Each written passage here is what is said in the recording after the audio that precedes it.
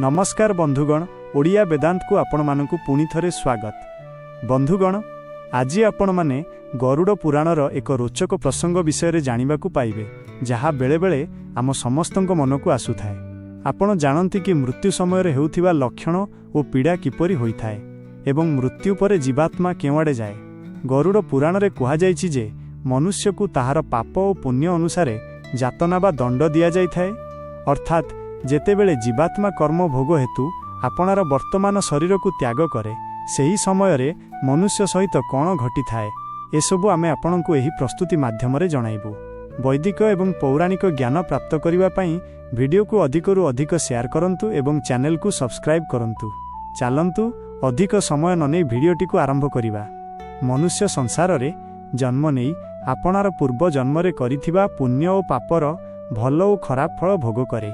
मृत्यु निकट आसिले सेही प्राणी परिवार प्रति थिबा स्नेहर वेदना रे कांदी कांदी परिवार लोकंक गहन रे ही प्राण त्याग करे। सचेतन शरीर जड़ पालटी जाए। जेतेबेले मृतकर प्राण कंठरे आसी अटकी जाए, सेही समय रे मृतक को दिव्य दृष्टि प्राप्त हुए, जहा द्वारा से समग्र संसार को एक होई देखे एवं किछि भी कहिबारे असमर्थ होई पड़े।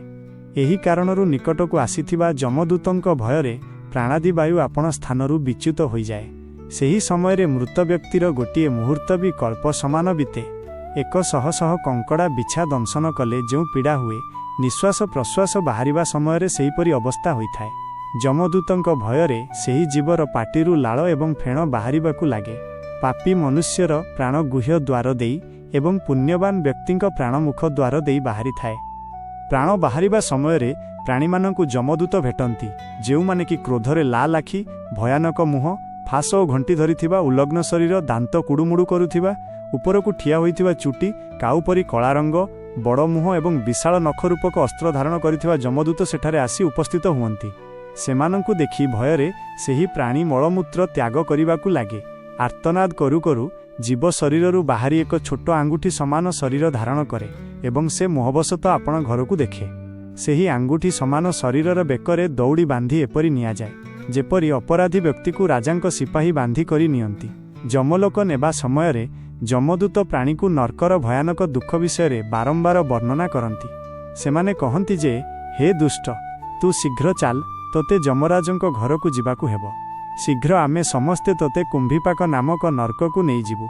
सेही समय रे जेउ मनुष्य दुरात्मा होइथाए, ताहाकू जमदूत निज फासरे जकड़ी मारती एवं जेउ माने पुण्यवान होइथांती, सेमानंकु स्वर्गर पार्षद माने निज लोककू सुखपूर्वक नहीं जांती। जमदूतंक धमकरे ताहार हृदय भांगीगला परी हुए। भयरे कंपुथिबा एवं निज पाप सबुकू स्मरण करुथिबा सेही जीवात्मा को जम मार्गरे कुकुर मानंक द्वारा कामुड़ा जाए। जेतेबेले से बाटरे शोष और भोकरे आकुल होई पड़े, सेतेबेले ताहाकू सूर्यंक उत्ताप एवं वायुर बेगरे उत्तप्त बालीरे चलाई निया जाए। से छाई और विश्राम रहित मार्गरे चालिबारे असमर्थ होई पड़े। सेतेबेले सेही जीवकू चाबुकरे पिटी जमदूत घसाड़ी घसाड़ी जमलोक नहीं जाती। एपरी कठिन मार्गरे चाली चाली थकी जाए से गड़ी पड़े, अचेत होई जाए एवं पुणी उठे। एहीपरि भावे सेही जीवकू अंधकारमय जमलोकरे पहुंचा जाए। जमदूत ताहाकू घोर नरकर जातना देखांती। जमलोकरे पहुंची सेही जीव जमराजंक दर्शन करे एवं घोर नरकर जातना देखी जमराजंक आज्ञारे पुणी मनुष्य लोककू फेरी आसे। एहा परठारु सेही जीवात्मा सहित कौन कौन घटे, ताहा आमे आपणकू गरुड़ पुराणर परवर्ती भागरे जणाइबु। आमे आशा करूछु जे आमर एही प्रस्तुति आपणकू पसंद आसीथिबो। आपणक मतामत जणाइबा पई कमेंट करंतु, वीडियो को शेयर करंतु एवं चैनल को सब्सक्राइब करंतु। सेतेबेल पर्यंत जय जय श्री राम।